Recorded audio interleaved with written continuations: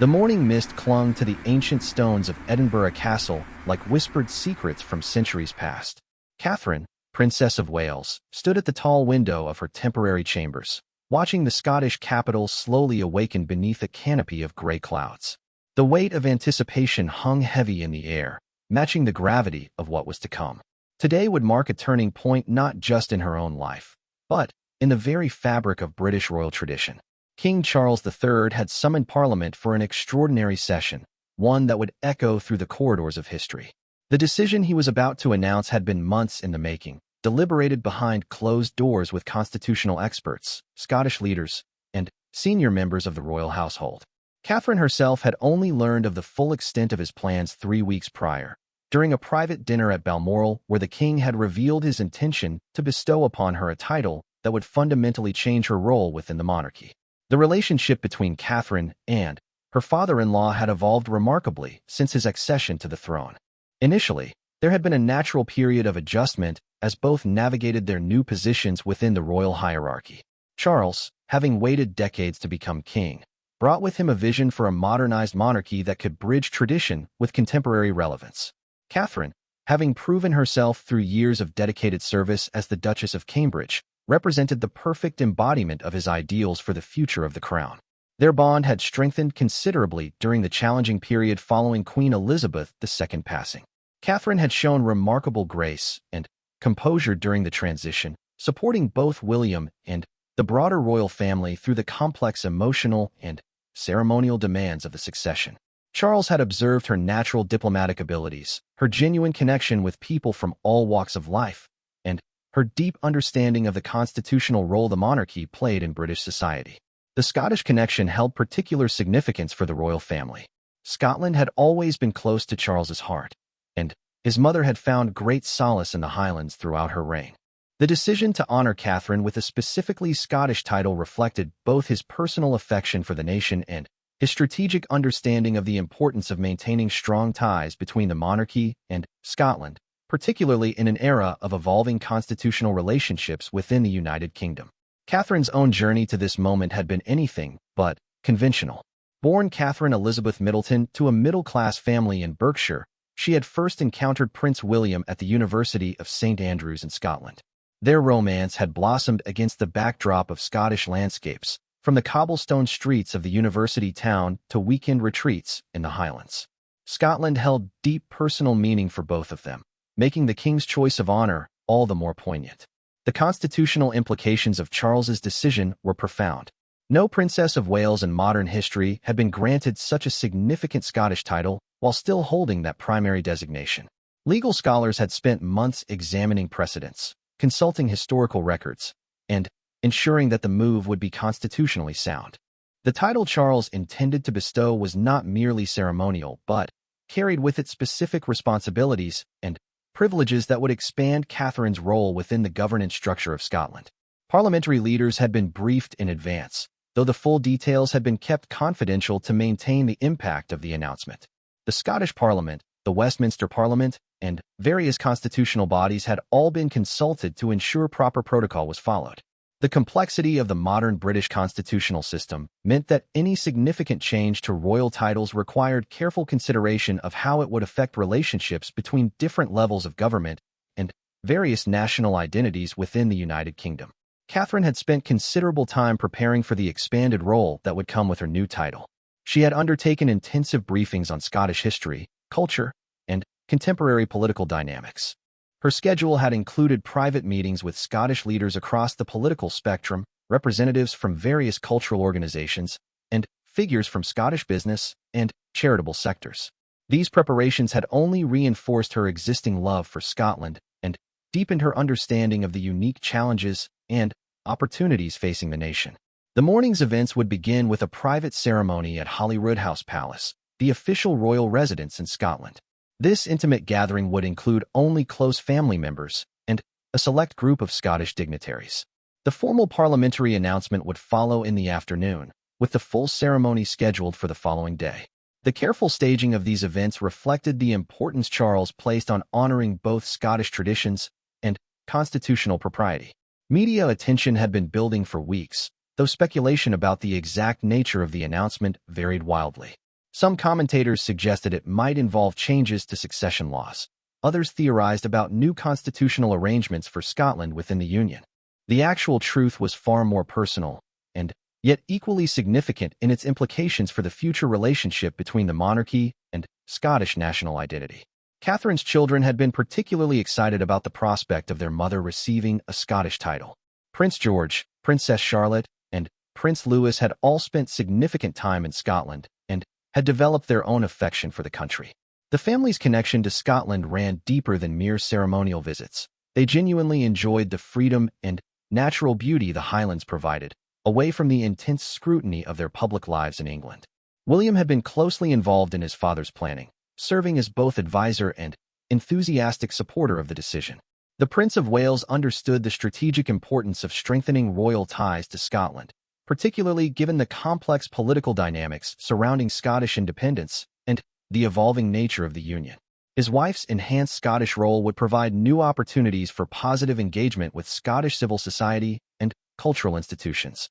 The choice of title itself reflected Charles's deep knowledge of Scottish royal history and his desire to honor both ancient traditions and contemporary realities.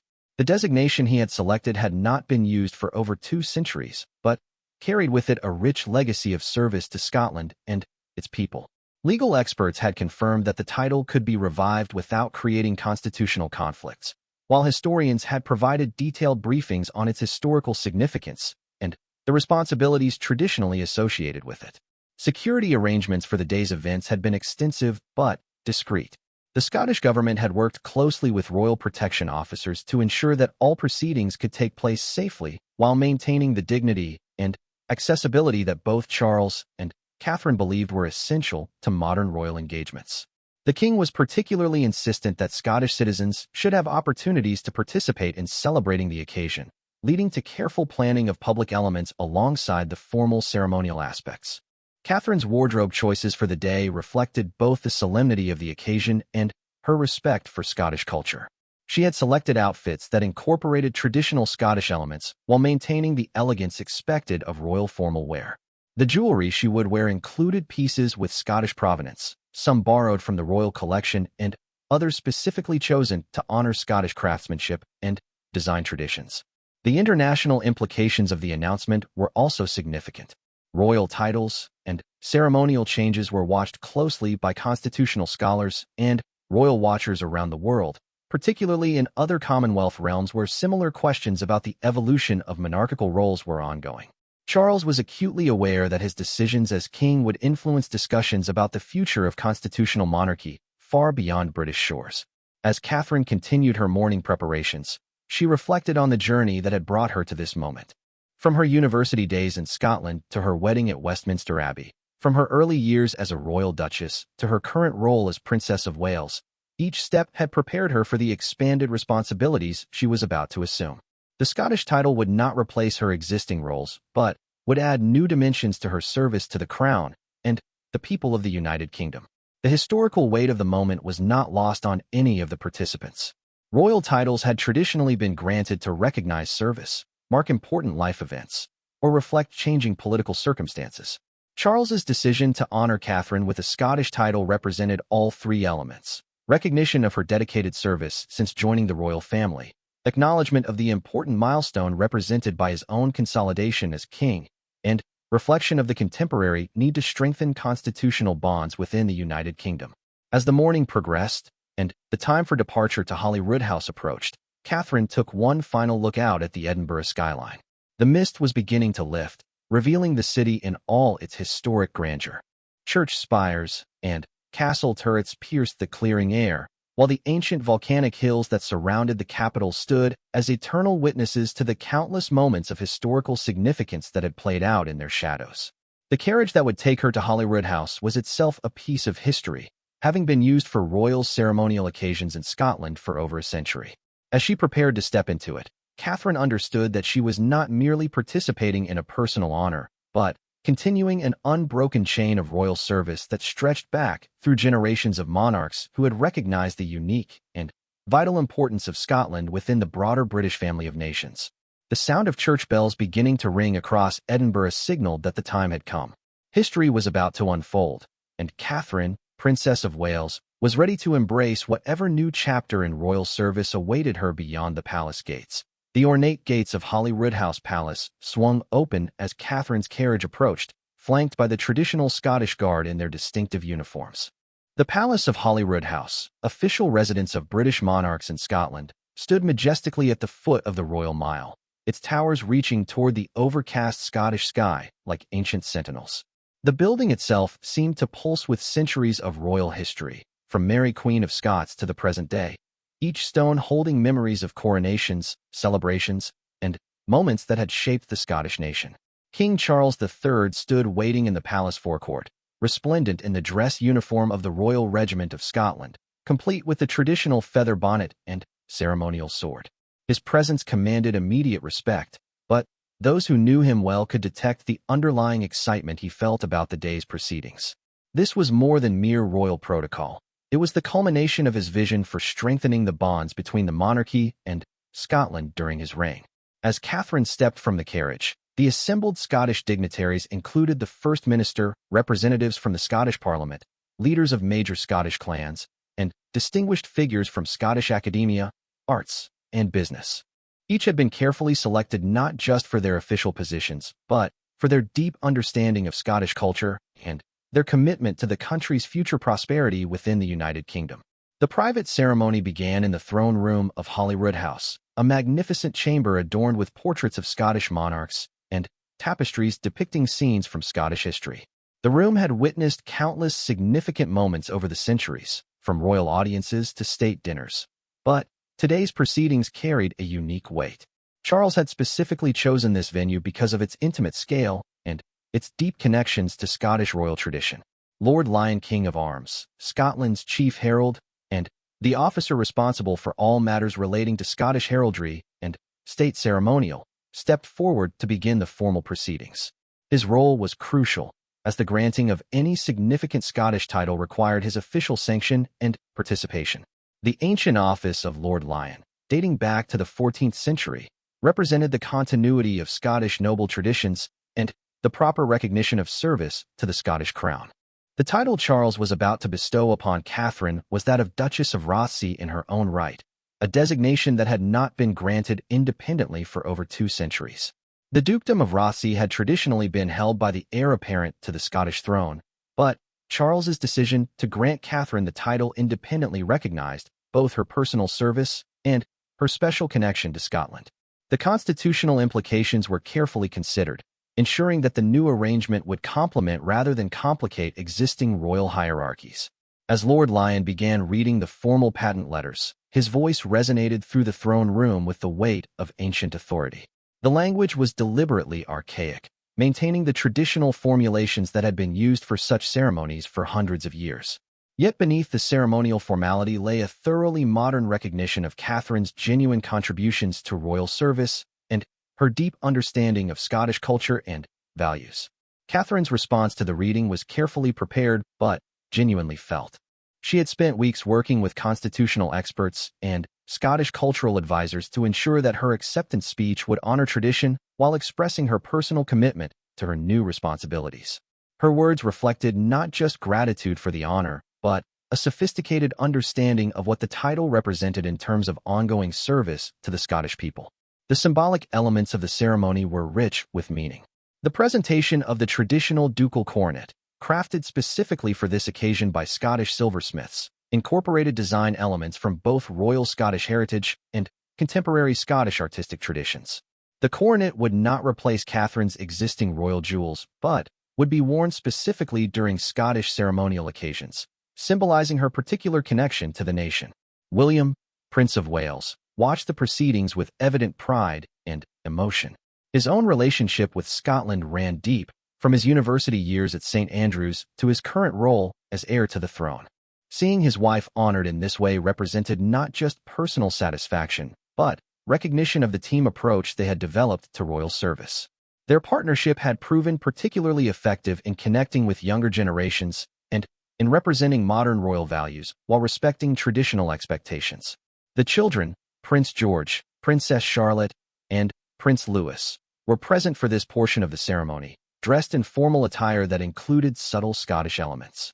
Their inclusion reflected Charles's commitment to helping the younger generation of royals develop their own connections to Scottish culture and understand their responsibilities within the broader constitutional framework of the United Kingdom. Scottish clan leaders present at the ceremony represented a cross-section of Highland and Lowland traditions, from ancient families whose lineages stretched back to medieval times to more recent arrivals who had nonetheless made significant contributions to Scottish society. Their presence symbolized the inclusive nature of modern Scottish identity and the monarchy's recognition of Scotland's diverse cultural heritage. The First Minister's participation carried particular constitutional significance, representing the democratic institutions of modern Scotland alongside the traditional monarchical elements. The careful balance between elected government and constitutional monarchy reflected the complex but functioning relationship between different levels of authority within the contemporary British system. Following the formal investiture, Catherine delivered her acceptance address, speaking without notes and drawing upon her deep preparation for this moment. She spoke of her personal journey to understanding Scottish culture, beginning with her university years at St. Andrews, and continuing through numerous royal visits that had deepened her appreciation for Scottish contributions to art, science, literature, and industry. Her remarks included specific references to Scottish individuals and organizations she had encountered during her preparation for this new role. She mentioned innovative Scottish businesses working in renewable energy, Scottish universities making groundbreaking research contributions, and Scottish charitable organizations addressing contemporary social challenges. These references demonstrated that her understanding of Scotland went far beyond ceremonial appearances to encompass genuine engagement with the country's current realities. The response from those present was overwhelmingly positive, reflecting both respect for the institution of monarchy and personal appreciation for Catherine's approach to royal service. Scottish political leaders, regardless of their views on independence or constitutional arrangements, recognized the value of having a senior royal family member with enhanced formal connections to Scotland and demonstrated commitment to understanding Scottish perspectives. Camera crews, operating under strict guidelines to maintain the dignity of the ceremony while ensuring proper documentation for historical records, captured the key moments for later public broadcast. The balance between private ceremony and public information reflected Charles's understanding of contemporary expectations for royal transparency while respecting the solemnity of traditional procedures. The musical elements of the ceremony featured traditional Scottish compositions performed by musicians from the Royal Conservatoire of Scotland. Their selections included both ancient airs and contemporary pieces that celebrated Scottish musical heritage while acknowledging the evolution of cultural expression. The music provided an emotional backdrop that enhanced the significance of the spoken elements without overwhelming them. Security for the event was comprehensive but largely invisible, reflecting lessons learned from decades of royal protection experience. Scottish police worked seamlessly with royal protection officers to ensure safety, while maintaining the accessible character that both Charles and Catherine believed was essential for meaningful royal engagement with the public. The ceremony concluded with the traditional Scottish blessing, delivered by representatives of multiple Christian denominations as well as leaders from other faith communities present in contemporary Scotland. This inclusive approach reflected both the historical Christian foundations of Scottish monarchy and recognition of the religious diversity that characterized modern Scottish society. As the formal proceedings ended, participants moved to the Great Gallery of Holyrood House for a reception that allowed for more informal interaction.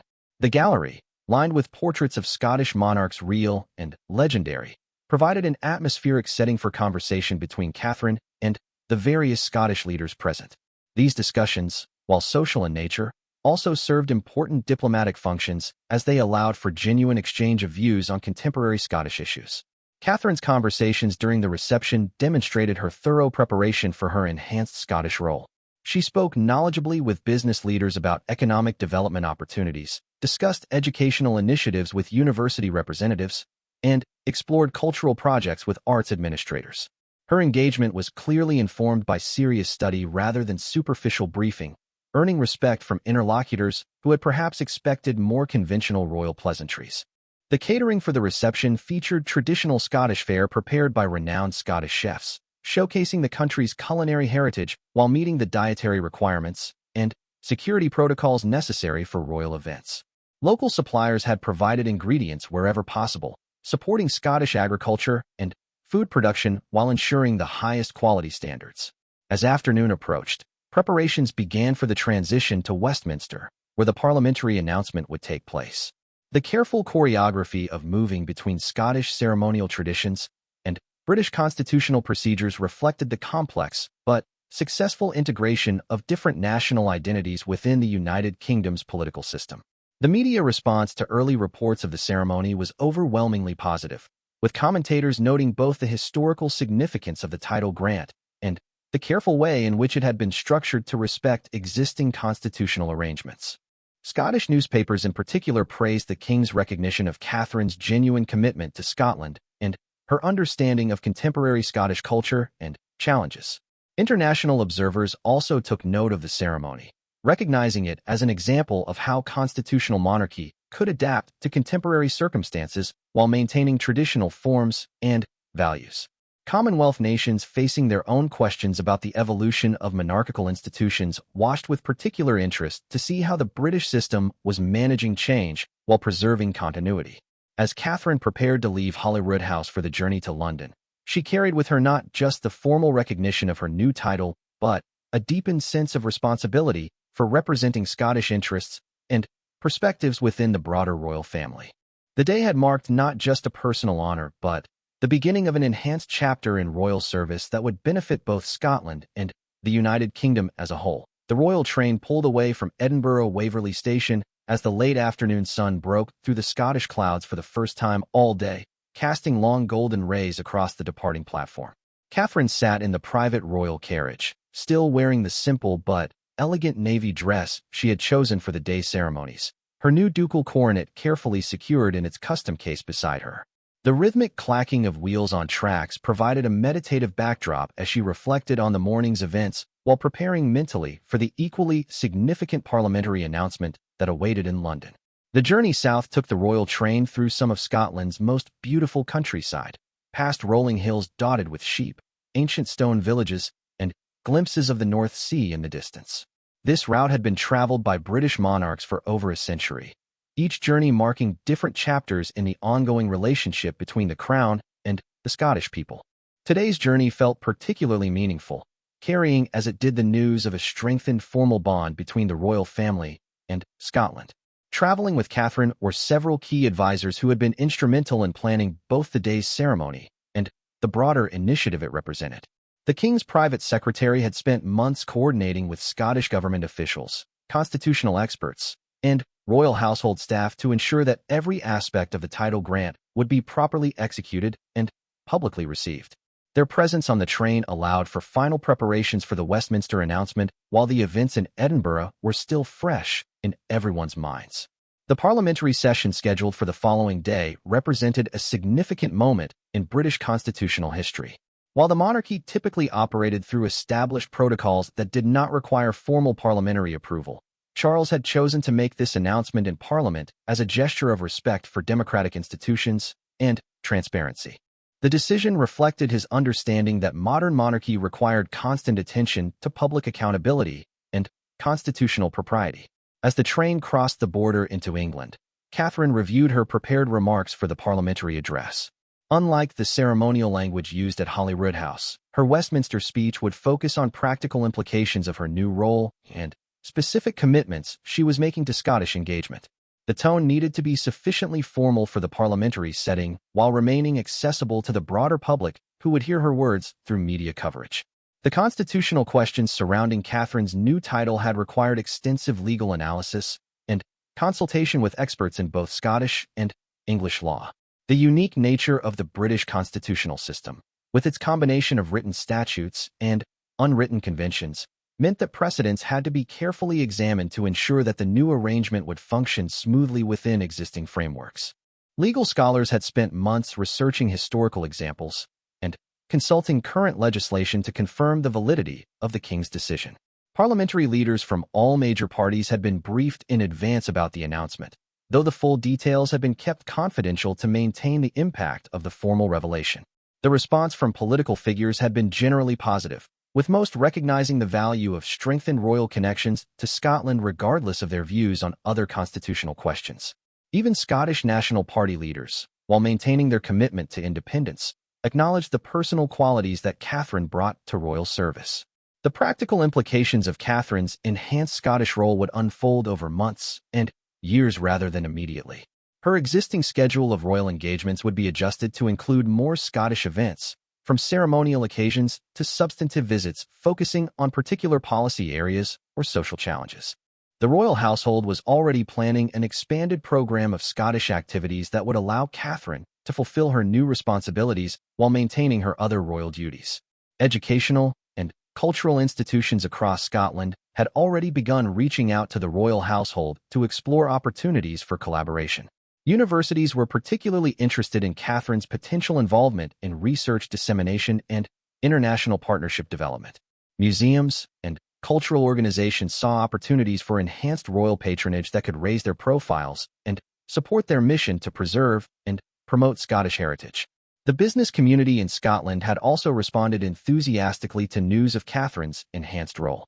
Scottish companies involved in international trade saw potential benefits from having a senior royal figure with specific Scottish connections who could support their efforts to build relationships in overseas markets.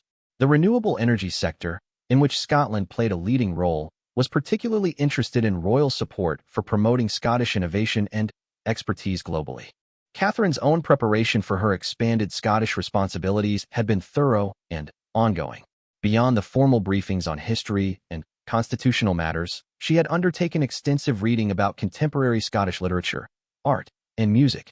Her personal library now included works by current Scottish authors, and she had attended private performances by Scottish musicians and theatre companies to deepen her understanding of the country's vibrant cultural scene. The charitable sector represented another area where Catherine's enhanced Scottish role could have significant positive impact. Scotland hosted numerous innovative charitable organizations working on issues from poverty reduction to environmental conservation, and royal patronage could amplify their work both domestically and internationally. Catherine had already begun discussions with several Scottish charities about potential formal relationships that would support their missions while providing her with deeper insight into contemporary social challenges. As the train approached the outskirts of London, Catherine's thoughts turned to the family dynamics that would be affected by her new title. Her children's connection to Scotland would naturally be strengthened, providing them with additional cultural touchstones as they grew up and developed their own understanding of their roles within the royal family. The enhanced Scottish dimension of their mother's work would give them more opportunities to experience Scottish culture and develop personal relationships with Scottish people and institutions. William's support for his wife's new role had been unwavering throughout the planning process. His own positive experiences in Scotland, from university through various royal duties, had convinced him of the importance of maintaining strong royal connections to the country. He saw Catherine's enhanced Scottish title as complementing his own responsibilities as heir to the throne while providing the royal family with additional capacity to serve Scottish interests effectively. The media strategy surrounding the parliamentary announcement had been carefully planned to ensure maximum positive impact while maintaining appropriate dignity. Royal Communications staff had prepared briefing materials for journalists that explained the historical significance of Catherine's new title while providing context about her existing connections to Scotland and plans for future engagement. The goal was to generate understanding and support for the initiative rather than mere publicity. Security arrangements for the parliamentary session required coordination between multiple agencies, from the Royal Protection Unit to Parliamentary Security to Metropolitan Police. The presence of senior royals in Parliament always demanded heightened precautions, but the significance of this particular announcement meant that extra attention was being paid to ensuring both safety and accessibility for legitimate participants in the democratic process. The international implications of Catherine's new title extended beyond mere diplomatic protocol to substantial questions about the evolution of constitutional monarchy in the modern world. Other Commonwealth nations with their own relationships to the British Crown were watching carefully to see how strengthened subnational royal connections might be structured. The precedent being set could influence similar arrangements in countries facing their own questions about federal versus national royal roles. Historical precedents for Catherine's situation were limited but instructive. Previous examples of royal family members receiving enhanced subnational titles had generally occurred during periods of constitutional change or national celebration. The careful research conducted by royal historians had identified several relevant cases from the 18th and 19th centuries though none exactly paralleled the current circumstances given the evolution of both royal roles and constitutional arrangements over the intervening period. Public polling conducted discreetly in advance of the announcement showed strong support for Catherine personally and general approval for initiatives that strengthened royal connections to Scotland. Scottish respondents were particularly positive, reflecting both appreciation for Catherine's demonstrated commitment to understanding their country and recognition that enhanced royal attention could benefit Scottish interests in various ways. The economic implications of increased royal engagement with Scotland were likely to be positive, though difficult to quantify precisely. Royal visits and patronage typically generated tourism revenue, media attention, and business opportunities that provided measurable economic benefits. Catherine's enhanced role would likely increase these effects while also supporting Scottish efforts to maintain and develop international relationships that supported trade and investment. As the train entered London's sprawling suburbs, Catherine could see the lights of the capital beginning to twinkle in the gathering dusk. The city that had become her home since joining the royal family now awaited another chapter in her service to the crown and the people of the United Kingdom. Tomorrow's parliamentary session would mark not just a personal milestone, but a constitutional innovation that could influence the development of British royal traditions for generations to come. The final preparations for the parliamentary announcement would take place that evening at Buckingham Palace, where Catherine would meet with Charles and other senior royal family members to review the choreography of the following day's events. The king's attention to detail in managing royal occasions reflected his understanding that public ceremonies needed to balance respect for tradition with accessibility to contemporary audiences who might have different expectations and attention spans than their predecessors. As the royal train pulled into London's central terminus, Catherine gathered her papers and prepared to step back into the intense world of royal duty that awaited. The quiet hours of reflection during the journey from Edinburgh had provided valuable time to process the morning's ceremonies and prepare mentally for the challenges and opportunities that lay ahead. Tomorrow would bring new responsibilities and public attention, but tonight offered a brief interval for family time and personal preparation before the constitutional machinery resumed its stately progress. The morning of the parliamentary announcement dawned crisp and clear over London, with autumn sunlight streaming through the tall windows of Buckingham Palace as Catherine completed her final preparations for what would prove to be one of the most significant royal addresses to Parliament in recent memory. The palace staff moved with practiced efficiency through their morning routines, but there was an undercurrent of anticipation that marked this as no ordinary day in the royal calendar. Catherine's choice of attire for the parliamentary session reflected careful consideration of both protocol and symbolism. She selected a deep emerald ensemble that subtly honored Scottish heritage while maintaining the formal elegance expected for addresses to Parliament. The jewelry she chose included the Scottish pearl brooch that had belonged to Queen Elizabeth, the Queen Mother, a piece that provided historical continuity while acknowledging her new Scottish connections. King Charles joined Catherine for a private breakfast in his study, where they reviewed the final version of her parliamentary address one last time. Their conversation covered not just the immediate logistics of the day's events, but the broader implications of the constitutional innovation they were introducing. Charles expressed his confidence in Catherine's ability to articulate both the historical significance and contemporary relevance of her enhanced Scottish role. The parliamentary session had been structured as a special joint sitting, with members of both the House of Commons and House of Lords present to hear the announcement. This arrangement reflected the constitutional importance of the occasion while ensuring that elected representatives from across the United Kingdom could participate in marking this significant development in royal service. The Speaker of the House of Commons and the Lord Speaker had worked together to develop appropriate protocols that honored both parliamentary tradition and royal dignity. As Catherine's motorcade departed Buckingham Palace for the short journey to Westminster, crowds of well-wishers lined the route despite the early hour. The British public's enduring fascination with royal ceremonies ensured strong interest in any significant royal announcement, and media speculation about the nature of Catherine's address had been building for days. Police barriers kept enthusiastic supporters at a respectful distance while allowing them to express their approval for the popular Princess of Wales. The Palace of Westminster presented its most impressive face as Catherine arrived at the Peers' entrance, where she was received by the Lord Chamberlain and other senior court officials. The ancient stones of Parliament seemed to radiate centuries of democratic tradition, from the earliest medieval assemblies to the contemporary debates that shaped modern British society. Catherine's presence there represented the ongoing dialogue between monarchical and democratic institutions that characterized the British constitutional system. Parliamentary officials had prepared the Royal Gallery for Catherine's address, with its magnificent frescoes depicting scenes from British military history providing a dramatic backdrop. The room's capacity was limited, ensuring an intimate setting despite the formal nature of the proceedings. Members of Parliament, peers, and selected guests filled the available spaces, creating an atmosphere of anticipation mixed with respect for both the institution and the individual addressing them. The Lord Chancellor formally introduced Catherine to the assembled parliamentarians, using language that acknowledged both her existing role as Princess of Wales and the new responsibilities she was about to assume.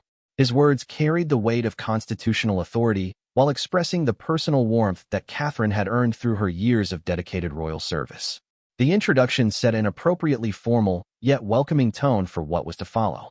Catherine stepped to the lectern with the confidence born of extensive preparation and genuine conviction about the importance of her message. Her opening words acknowledged the honor of addressing Parliament while recognizing the historic nature of the constitutional development she was announcing. She spoke of her deep respect for parliamentary tradition and her understanding of the collaborative relationship between Crown and Parliament that underpinned British democracy. The substance of Catherine's address focused on the practical implications of her new title and the specific commitments she was making to enhanced Scottish engagement.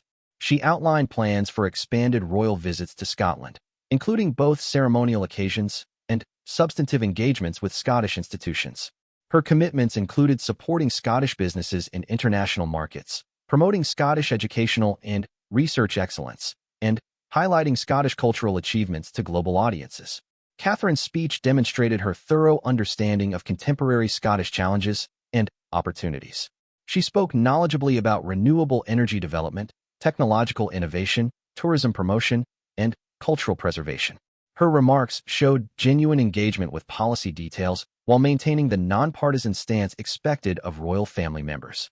Parliamentary listeners appreciated both her knowledge and her obvious commitment to learning more about Scottish perspectives. The historical context Catherine provided for her new role showed deep research into Scottish royal traditions and their evolution over centuries.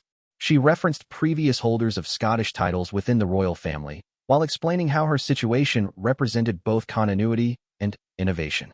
Her ability to place contemporary developments within historical perspective demonstrated the kind of constitutional understanding that Parliament expected from senior royals. International implications of Catherine's enhanced Scottish role formed another significant portion of her address. She explained how strengthened royal connections to Scotland could support British diplomatic efforts globally, particularly in countries with significant Scottish diaspora populations. Her plans included promoting Scottish contributions to international scientific collaboration, cultural exchange, and economic development through her various royal platforms. The educational dimensions of Catherine's new responsibilities received particular emphasis in her parliamentary address. She announced plans to work with Scottish universities on international partnership development and student exchange programs. Her commitment to supporting Scottish educational excellence extended from early childhood learning through advanced research, reflecting her understanding that education represented both Scottish strength and opportunity for enhanced contribution to global knowledge development. Catherine's discussion of charitable and voluntary sector engagement in Scotland resonated strongly with parliamentarians familiar with the crucial role these organizations played in addressing contemporary social challenges. She outlined plans for enhanced royal patronage of Scottish charities and voluntary organizations, with particular focus on those working on issues of poverty, mental health, environmental conservation, and youth development. Her approach emphasized supporting existing Scottish initiatives rather than imposing external priorities. The cultural elements of Catherine's enhanced Scottish role reflected her genuine appreciation for Scottish artistic and literary traditions alongside contemporary creative expression. She spoke about plans to support Scottish museums, galleries, theaters, and music organizations through royal patronage and international promotion. Her commitment extended to supporting Scottish artists and writers in reaching global audiences while preserving and celebrating distinctive Scottish cultural traditions. Parliamentary response to Catherine's address was overwhelmingly positive, with members from all parties recognizing both the personal qualities she brought to royal service and the potential benefits of her enhanced Scottish connections. Scottish MPs and peers were particularly appreciative of her obvious preparation and genuine understanding of contemporary Scottish issues. Even those with Republican sympathies acknowledged the thoughtful approach she was taking to constitutional responsibilities. The question and answer session that followed Catherine's formal address provided opportunities for parliamentarians to explore specific aspects of her new role in greater detail. Her responses demonstrated both confidence in her preparation and humility about the ongoing learning process her enhanced Scottish responsibilities would require. She acknowledged the complexity of contemporary constitutional relationships while expressing optimism about the positive contributions she could make.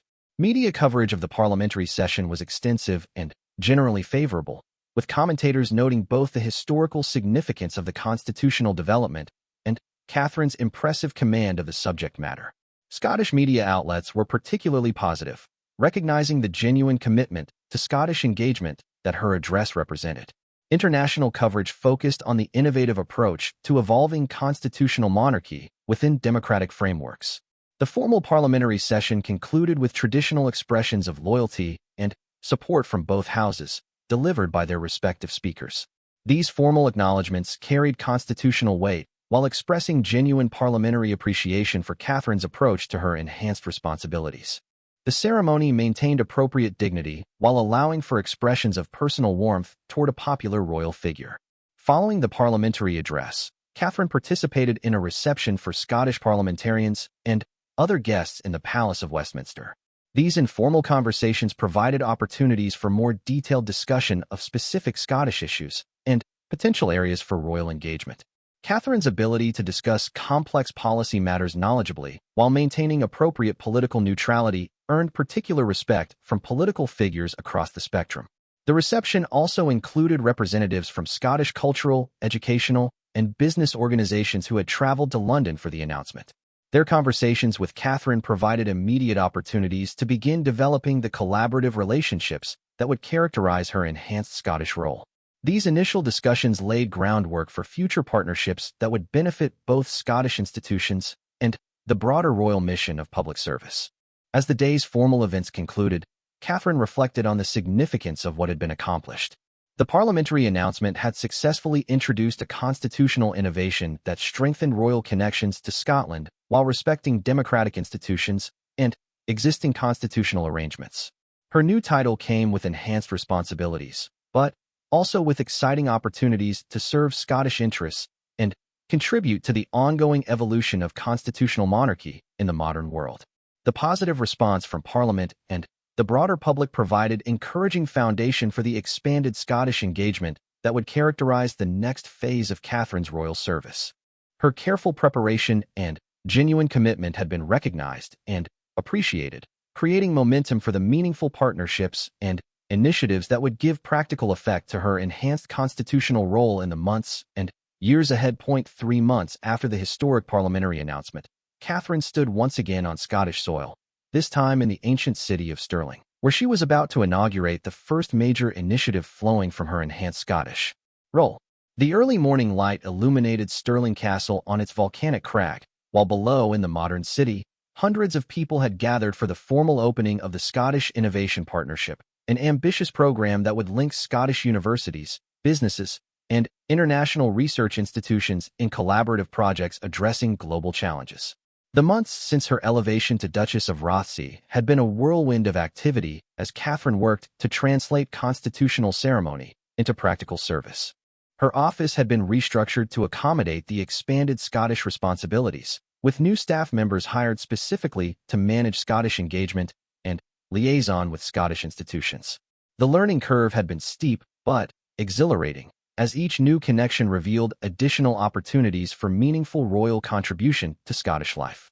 The Innovation Partnership represented exactly the kind of substantive engagement Catherine had envisioned when accepting her enhanced Scottish role. Rather than merely attending ceremonial occasions, she was using her position to facilitate genuine collaboration that could benefit not just Scotland, but global communities facing similar challenges. The program would focus on renewable energy technology, sustainable agriculture, medical research, and digital innovation, areas where Scottish expertise could make significant international contributions. Working with Catherine on the platform was Dr. Sarah MacLeod, principal of the University of Edinburgh, whose groundbreaking research in renewable energy storage had attracted international attention. Their collaboration on developing the innovation partnership had grown from formal constitutional requirements into genuine professional respect and personal friendship. Dr. MacLeod represented the kind of Scottish leader Catherine had hoped to support through her enhanced role: brilliant, innovative, and committed to using expertise for broader social benefit.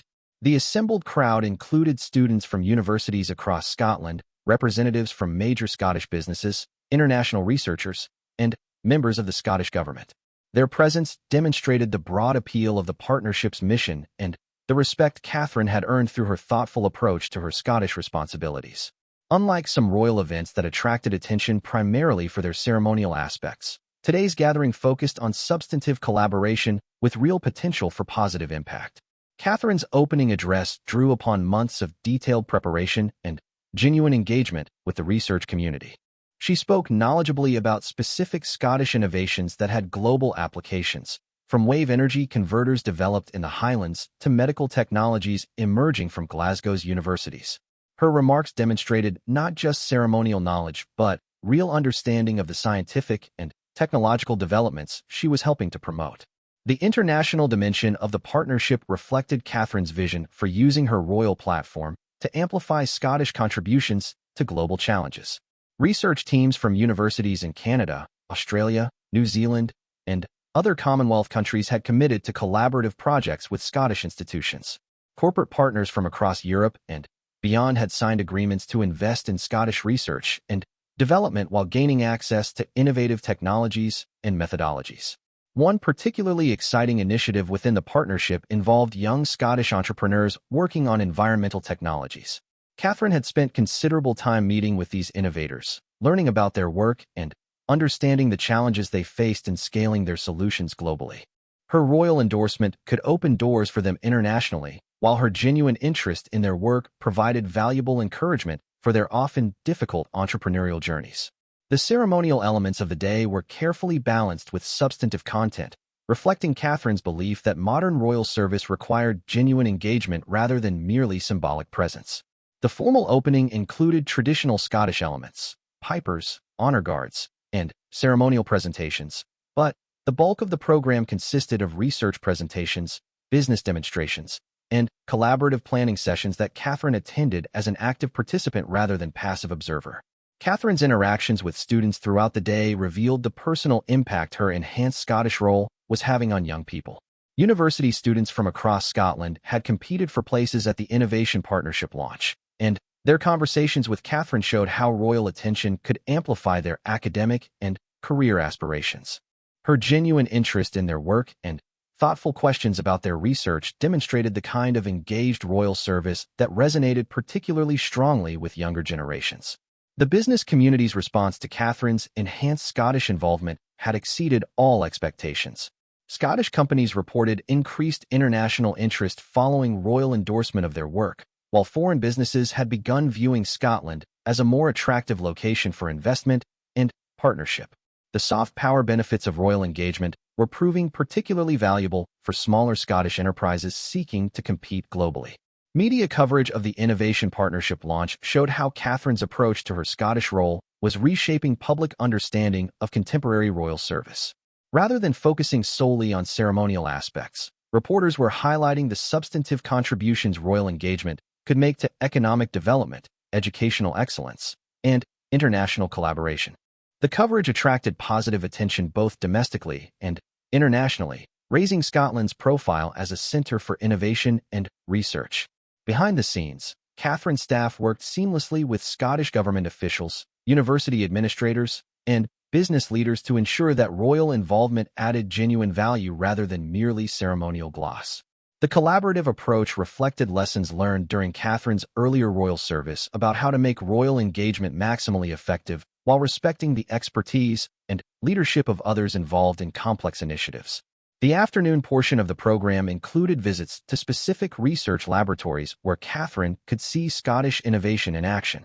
At the Renewable Energy Facility, She operated equipment that converted wave motion into electrical power, while at the Medical Research Center, she observed procedures that could revolutionize treatment for currently intractable conditions.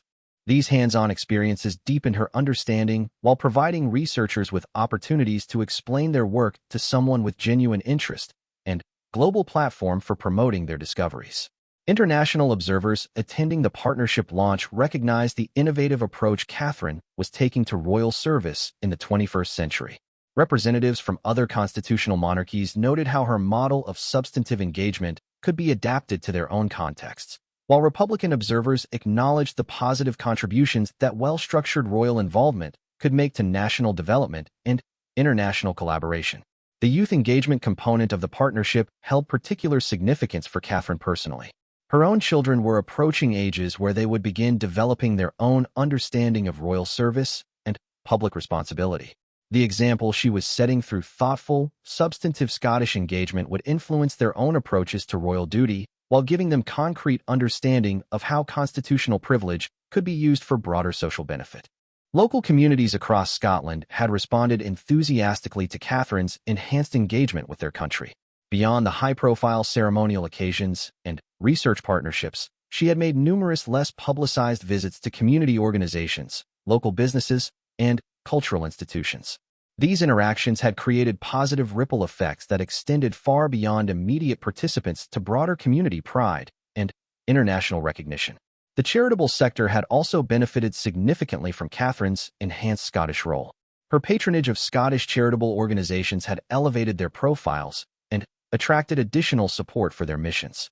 More importantly, her genuine engagement with their work had led to innovative collaborations and enhanced effectiveness in addressing social challenges from poverty to mental health to environmental conservation.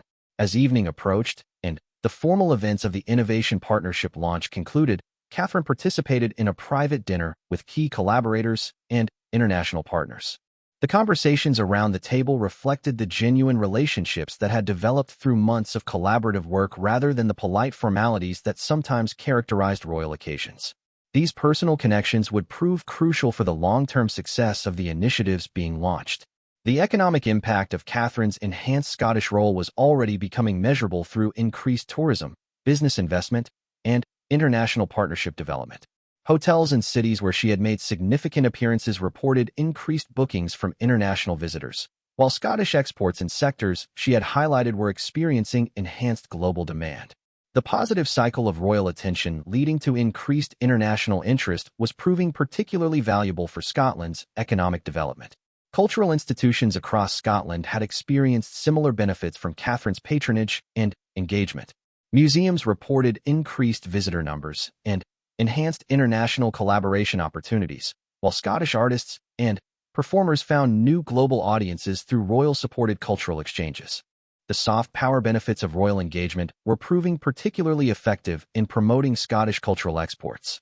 As Catherine prepared to return to London that evening, she reflected on how profoundly her understanding of royal service had evolved since receiving her Scottish title. The ceremonial aspects remained important, but the substantive engagement with research, business, education, and community development had proven far more personally satisfying and socially beneficial. Her Scottish role had become a model for how constitutional monarchy could contribute positively to contemporary democratic societies. The train journey south provided time for Catherine to review the day's achievements and plan for upcoming Scottish commitments. Her calendar for the following months included university visits, business partnerships, cultural celebrations, and community engagements that would further develop the collaborative relationships begun through the Innovation Partnership. Each opportunity represented another chance to demonstrate how thoughtful royal service could benefit both Scotland and the broader international community. Looking ahead, Catherine could see how her enhanced Scottish role was contributing to the broader evolution of constitutional monarchy for the 21st century. By focusing on substantive service rather than merely ceremonial presence, she was helping to demonstrate the continued relevance of royal institutions while respecting democratic governance and individual expertise. The Scottish model she was developing could influence royal service globally while providing concrete benefits for the people and communities she was privileged to serve. The lights of Edinburgh appeared in the distance as the royal train approached the Scottish capital, where Catherine would spend the night before returning to London the following morning. The city that had witnessed her formal investiture 3 months earlier now represented the center of an expanded network of relationships and responsibilities that were transforming both her own understanding of public service and broader expectations for contemporary royal engagement. Tomorrow would bring new opportunities to serve, but tonight offered quiet satisfaction in meaningful work well begun.